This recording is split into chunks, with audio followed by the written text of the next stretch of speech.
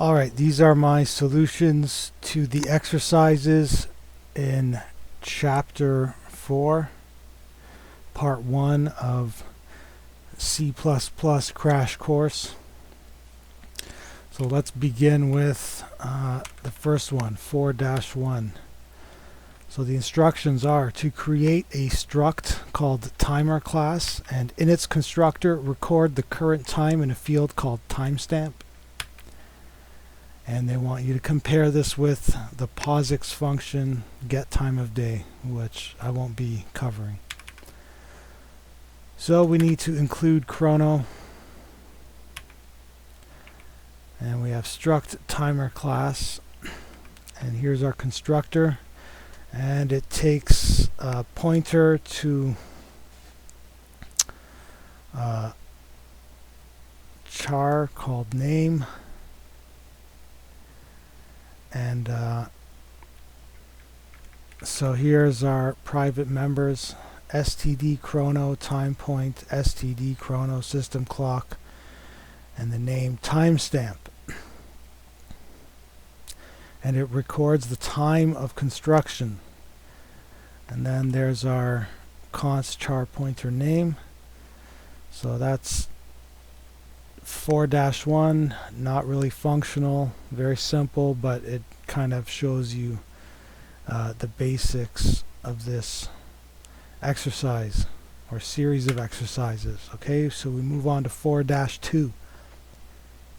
In the destructor of timer class, record the current time and subtract the time at construction. In other words, calculate the elapsed time, the lifetime of the timer.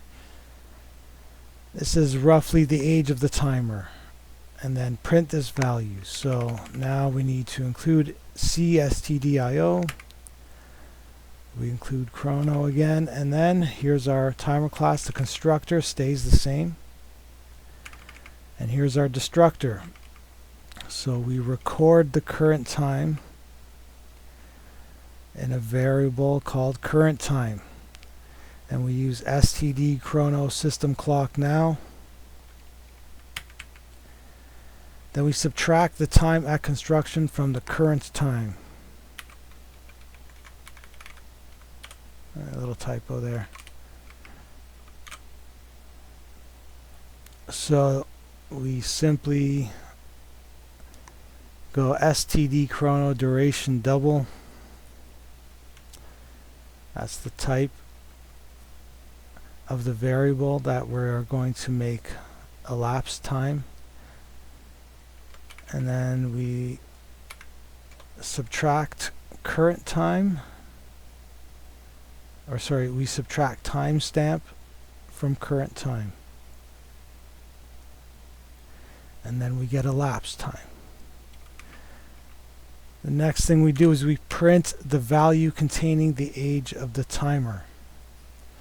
So age of the timer, and we're going to print the name here with a string, and then a float, which is elapsed time dot count. Okay, so if you don't understand what I'm doing here with count and with the std chrono type here, just look up chrono in C++.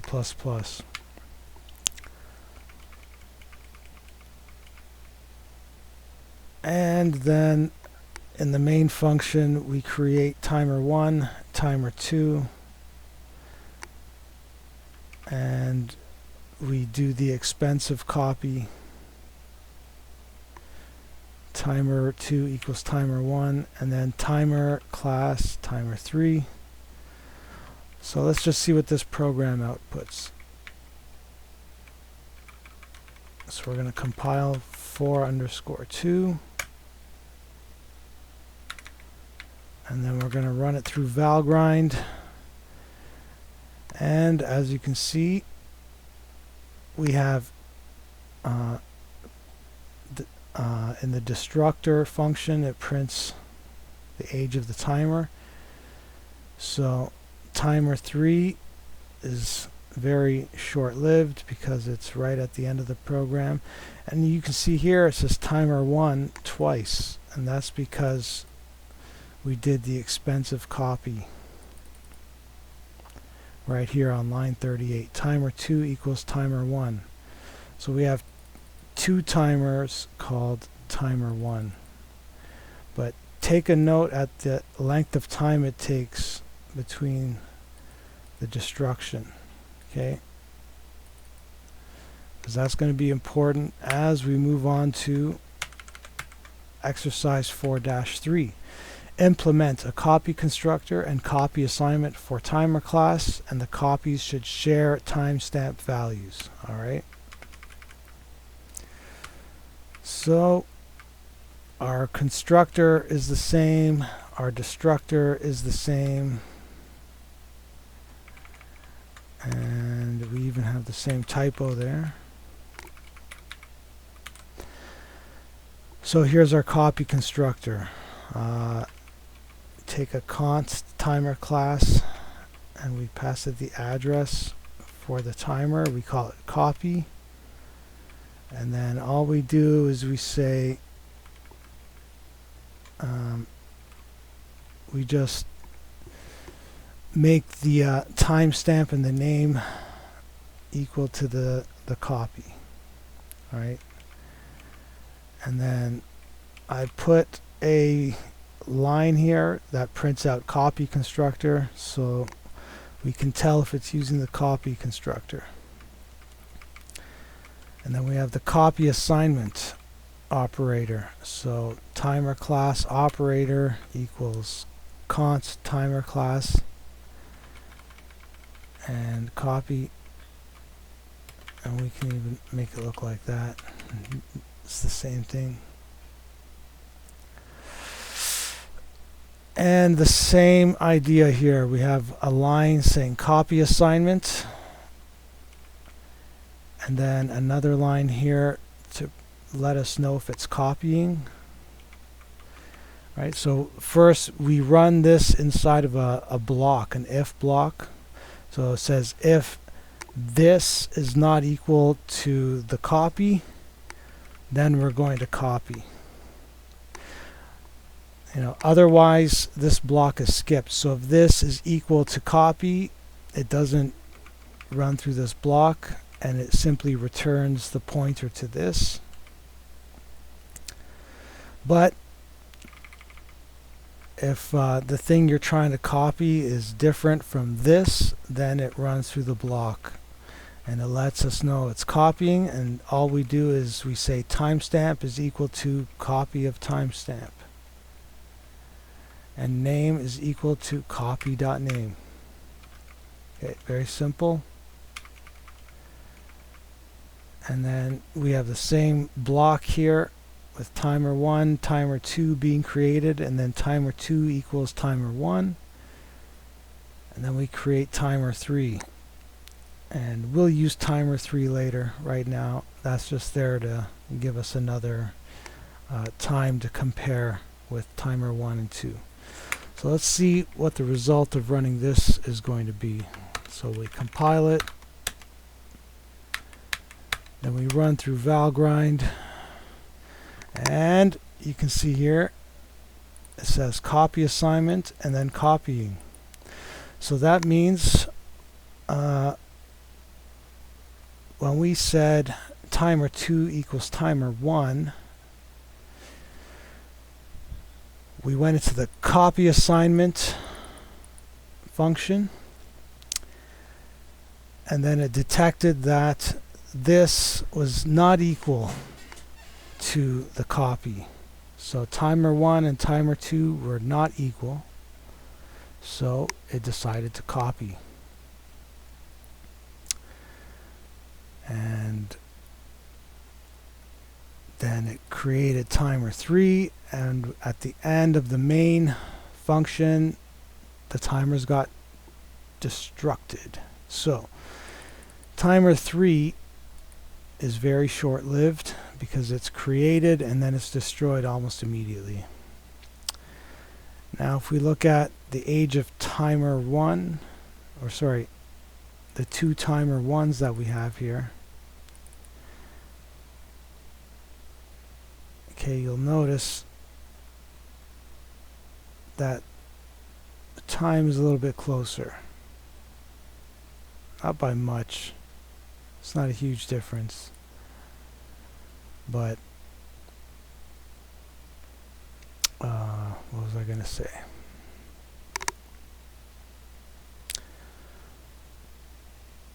Yeah, this is faster, just slightly.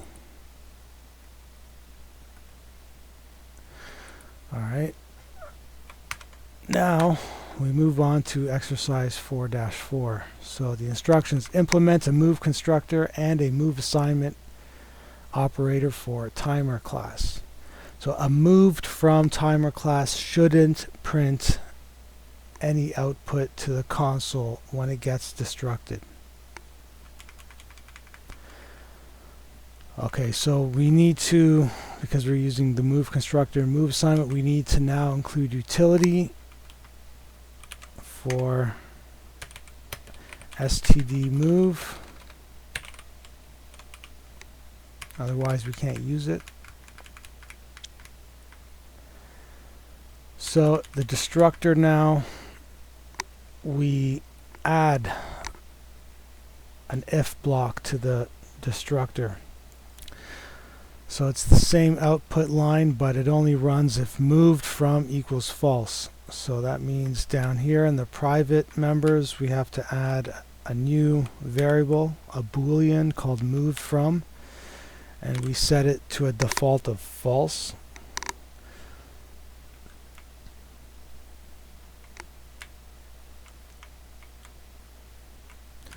Okay, so if moved from is equal to false, in other words, if the object has not been moved,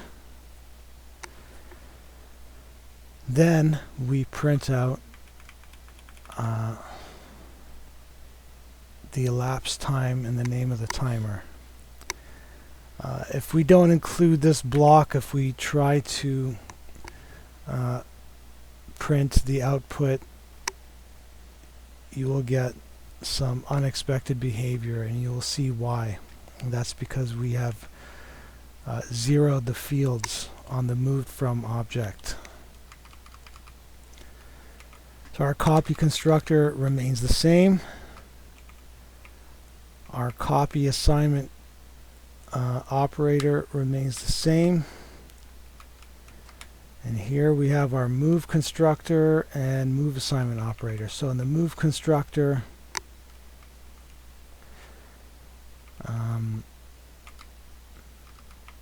we just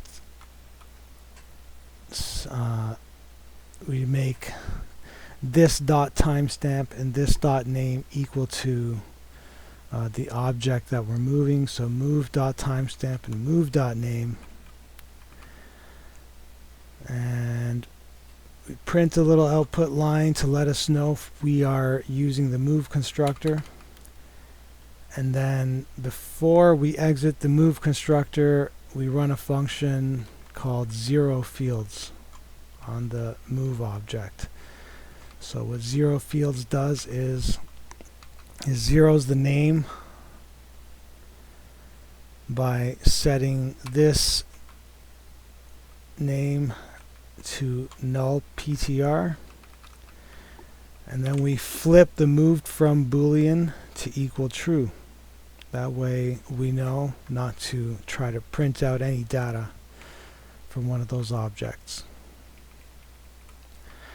And then the move assignment operator is very similar. We have a line telling us when we are inside the move assignment function. We do the same thing as with the copy constructor, where we make sure that if this is equal to the object that we are moving, it's going to skip this block and return a pointer to this. Otherwise, if it detects that the two objects are not equal, then it's going to move. So we have another line here, printf moving, to let us know that we are inside the block where the move is taking place. And then we simply say this timestamp equals move timestamp. This name equals move name. And then, just like we did before, we zero the fields on the moved from object by running the zero fields function. And we return a pointer to this. Okay. Now, in the main function, we have timer class, timer 1, timer 2, and then we are going to invoke the copy assignment function by saying timer 2 equals timer 1. Then we create timer 3, and now we add another timer, timer 4, and we use the move assignment here. So timer 3 equals std move timer 4. Alright. Now let's see how this one plays out.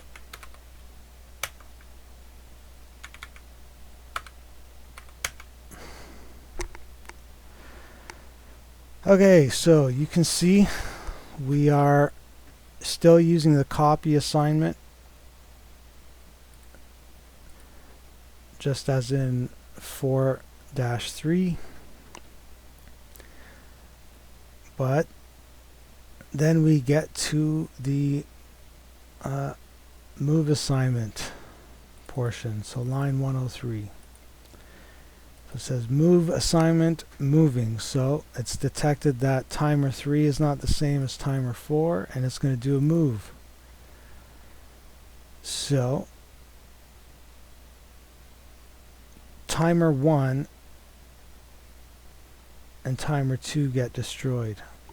Okay, and we've copied the timestamp and the name from timer 1 to timer 2, so they're going to have the same name, and the time of destruction is going to be very short between these two because they have the same timestamp.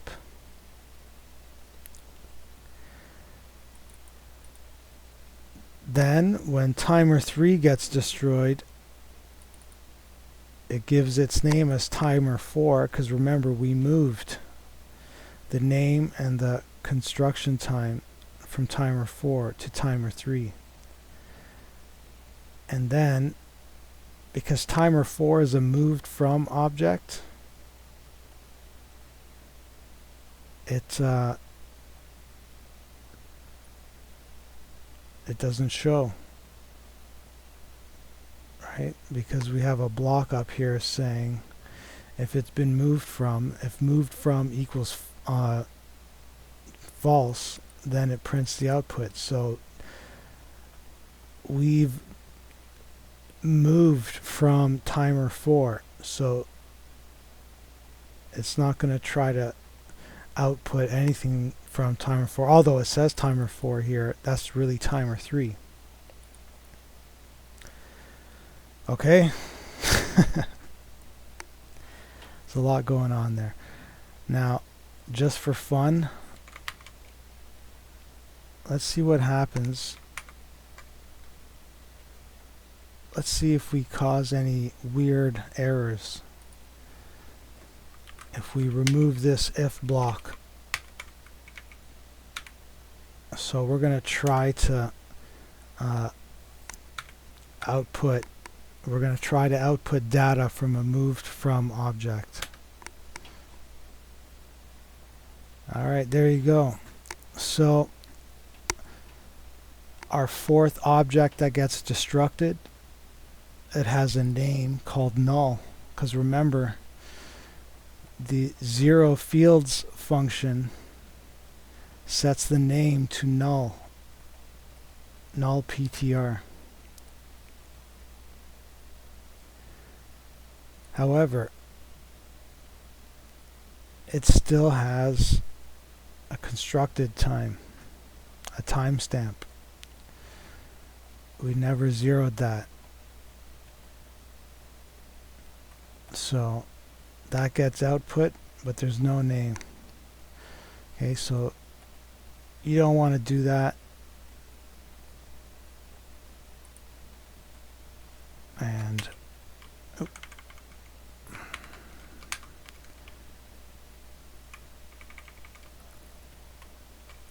what's going on here? Oh.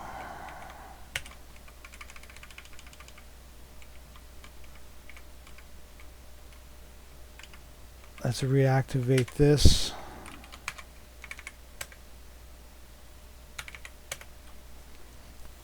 Alright, there you go. Okay, hope that's helpful.